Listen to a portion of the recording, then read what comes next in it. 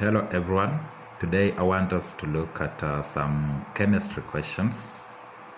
And here we have a question on a periodic table, and it states that the grid below represents part of periodic table. Study it and answer the questions that follow. The letters do not represent the actual symbols of the element. Here we have the grid, you can see. In the first group we have value K. Second group we are having Q and R. This space here is called transition elements. We have group 3 we have O, group 4 we have N, group 6 we have S and P, group 7 we have F, and group 8 we have M. So the first question is stating what name is given to the group of element to which Q and R belong. To which Q and R belong.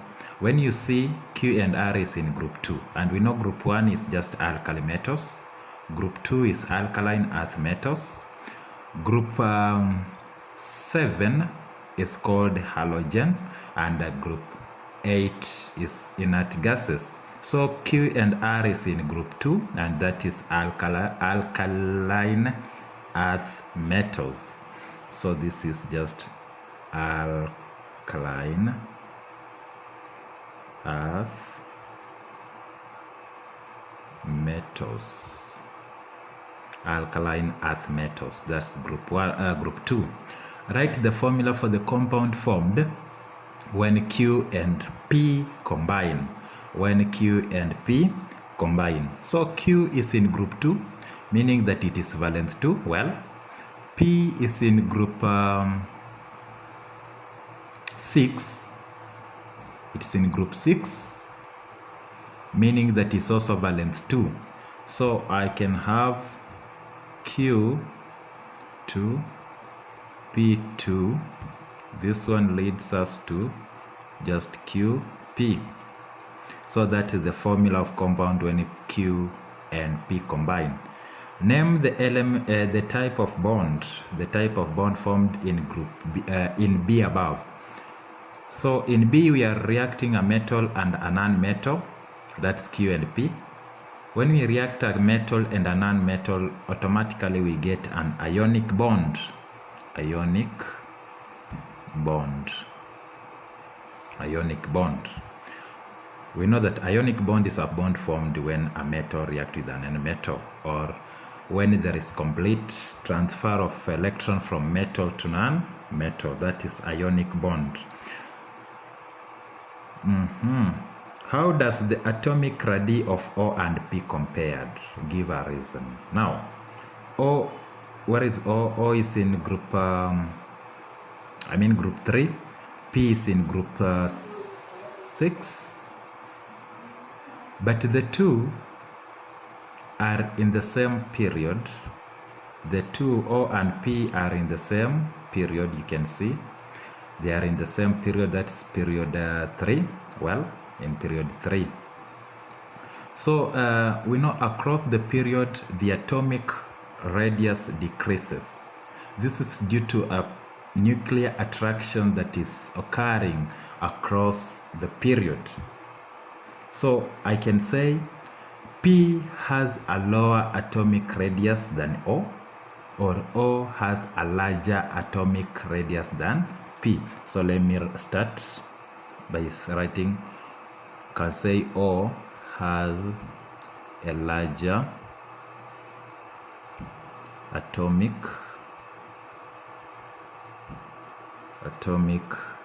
radius than P. O has a larger atomic radius than P. This is due to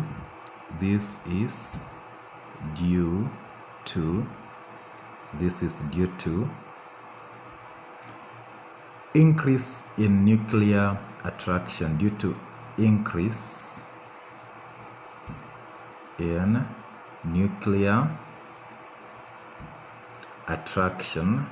Let me write it, nuclear attraction across the period. Across the period. So as we move across the period, the atomic radius decreases.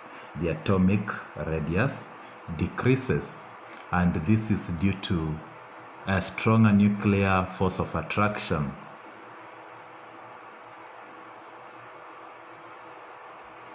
A stronger nuclear force of attraction. When you look at E, draw a dot and a cross diagram for the compound formed between N and F. Between N and F. When you see N, that one is in group 4. F is in group 7. So in short, N has 4 electrons in the outermost energy level. F has 7. So for N to form an octet state, it needs another 4 electrons. This one needs another 4 electrons. And for F to form an octet state, it needs another 1 electron. Because for an element to be stable, it can be either be in octet state or a duplet state. Now I can draw this thing this way. Let me draw it here. Let me have this,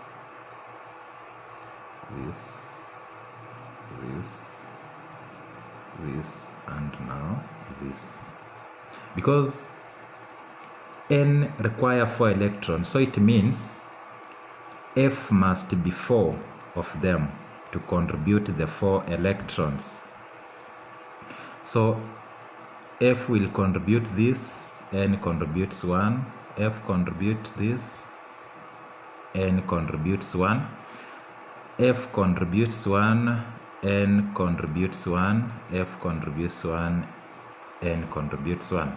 So when you look at N, it has formed an octet state because it has having 8 electrons in the outermost energy level.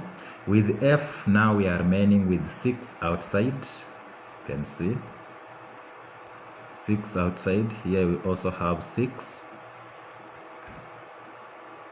Here we also have 6. And this one also have 6 outside now. So when you see that structure, all the atoms are now stable because they form an octet state, all of them.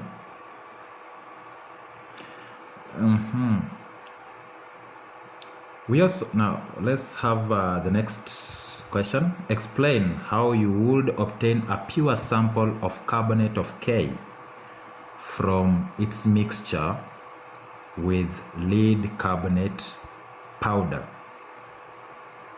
Now, carbonate of K, let's go back to K. K is in which group? Group 1. And we know that all carbonates of group 1 elements are soluble. All carbonates of group 1 elements are soluble. Now, it means that when I have a carbonate of K, because K is in group 1, mixed with the lead carbonate, I can only be able to separate them when I dissolve the mixture in water, then I decant or filter, then I evaporate, because K carbonate is soluble. So here we can start by saying add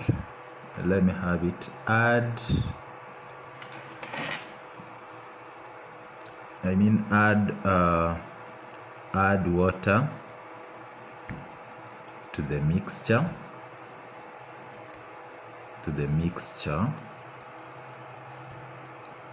comma, K carbonate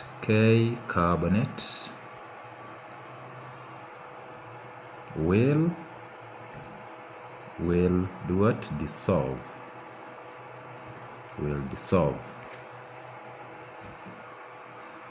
After adding water to the mixture, filter the mixture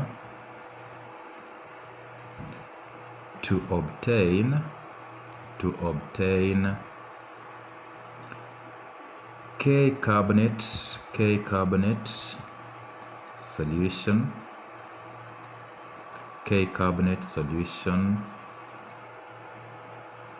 as a filtrate and lead carbonate as a residue.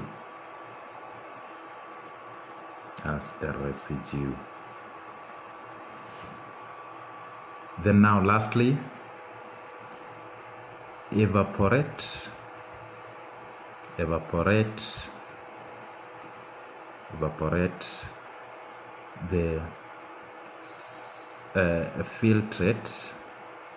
the filtrate to obtain K carbonate, to obtain K carbonate. So the first thing, you add water. After adding water, filter the mixture, then evaporate. You will find your K carbonate. Give one use of element M. Why is it? It is in group 8. So these are inert gases. So this one use, we can say it's used in light bulbs. One used, you can write it this way, it is used in light bulbs to provide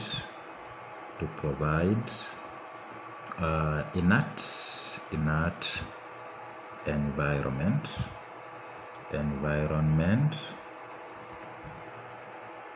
to prevent oxidation. That's how easy questions on periodic table are. So you need to understand all the terms in periodic table, the periods, the groups, identify elements in those groups, get up to know the valencies of each element, and know how to draw diagrams like dot and cross diagrams. And from there, it will be so possible to answer all the questions, get the all 10 marks from that periodic table. Make sure you follow the updates, subscribe and share, and also don't forget to comment.